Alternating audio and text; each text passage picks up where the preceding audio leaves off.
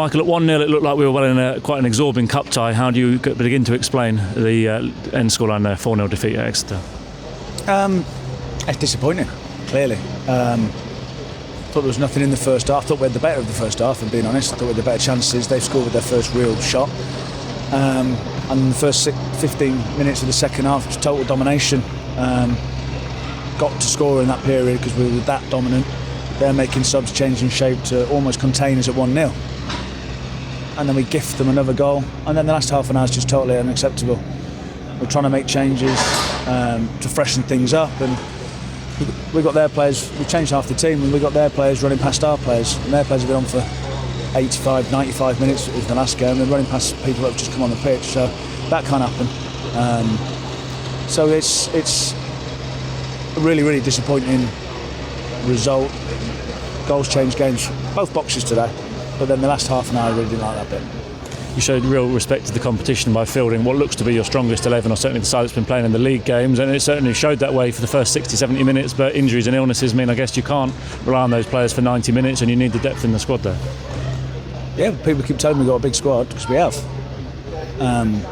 So yeah, we went as if that was a league game today, that would have probably been the starting 11 with what we'd seen from Tuesday.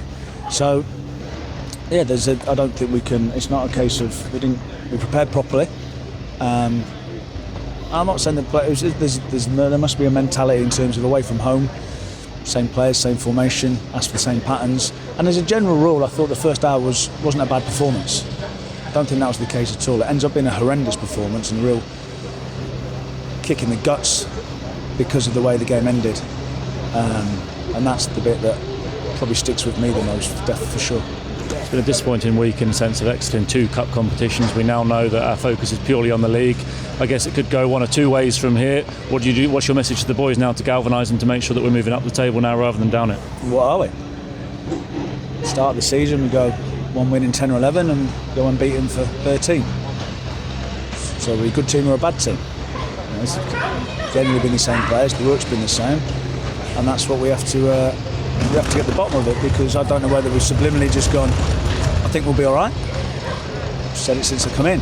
All right's the enemy in football. Do you think you're all right? You're going backwards. I'm not saying that's what it is, but that's what we need to get to the bottom of it. We're still, I know it's all positive, people start looking upwards and upwards and upwards, and it's not that I'm a pessimist, but I'm also realistic enough to go, it won't just happen.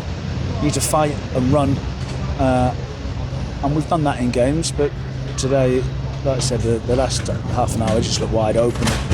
People just doing what they wanted to do, not what the team wanted them to do, which won't happen and can't happen again.